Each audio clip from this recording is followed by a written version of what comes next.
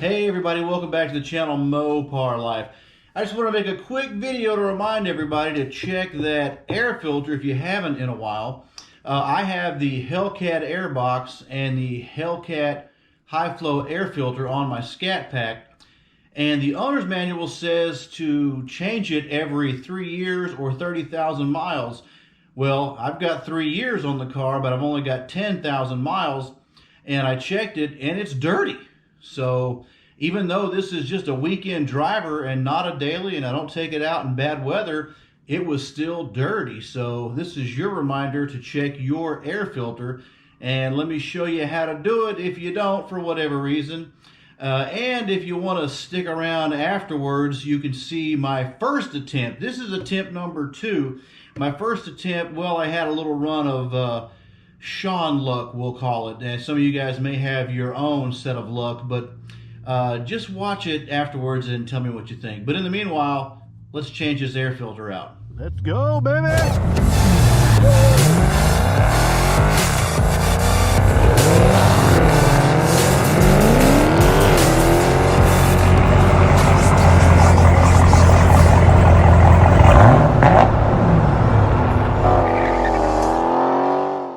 First thing we're going to want to do is remove these 3 screws holding the lid on.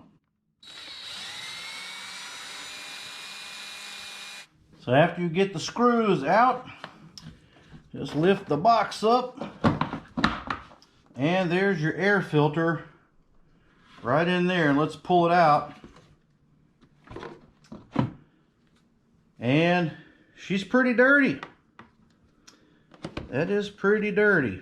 So we're going to put a new one in, and if you'll look, this is the Mopar part number right here, the Chrysler number 68172459AA. That is for the Hellcat air filter, and the Hellcat air filter flows better than the stock one that comes with the Scat Pack. The one that comes in the Scat Pack flows about 750 CFM or something like that, and the Hellcat one flows over 1,000. So you have a bigger air box, bigger volume air box, and you have a higher flow filter.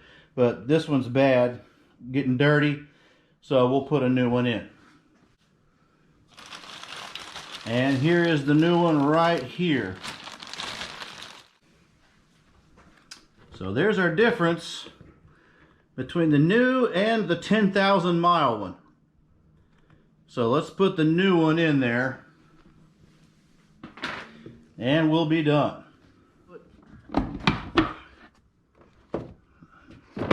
The new one back in there. Just tuck it in there real good.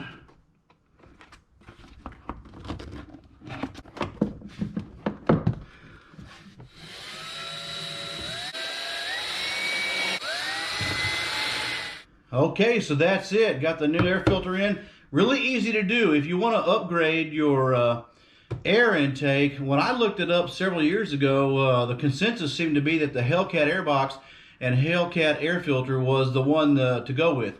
It not only is it the least expensive, but it gives you the best airflow. And you can see, since it's a sealed box, the heat from the engine compartment doesn't get into the airbox as much. But you know, I'm actually going to do a test probably sometime later, because I still have all my original equipment, and I want to do a air temperature test to see what the difference is between the stock airbox and a stock filter and the Hellcat airbox and air filter as far as the intake temperature. I thought that'd be kind of interesting. It might be something I may do in the future if anybody even cares. Maybe just me, I don't know. But anyway, don't forget, check your air filter, make sure it's good and your car is breathing good. And stick around here in a minute if you want to see the blooper reel from when I tried to do this last week. And let's just say I dropped something and I didn't know what it was, but I finally figured it out. If you want to know what the mystery is, then stick around. But anyway, thanks again for watching. You just lift the box up and there is your air filter. And I'm going to pull it out and let's look at it.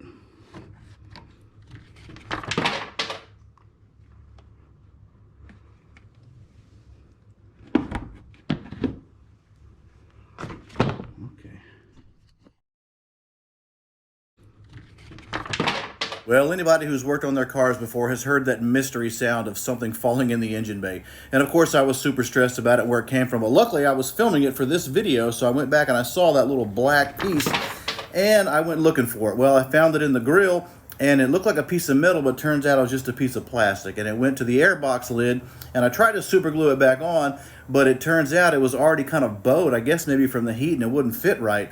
So I just put the airbox back on as is, and turns out it's not missing anything, and that piece is not going to hurt anything. So even though it's going to affect my OCD, I just left it off. But I did question that a little piece of plastic could make that sound, so I did a little experiment.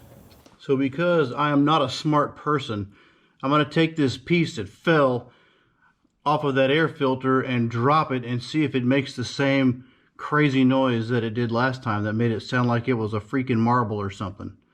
Let's see what happens. Well, I guess it made the same sound, but now I think it went into a harder spot for me to get. Of course, just my luck. Well, if you've made it this far, then that means you've probably had some car mishaps of your own. So make sure you put them down in the comments. I'd like to see what kind of struggles everybody else goes through when working on their car, and that it's not just me.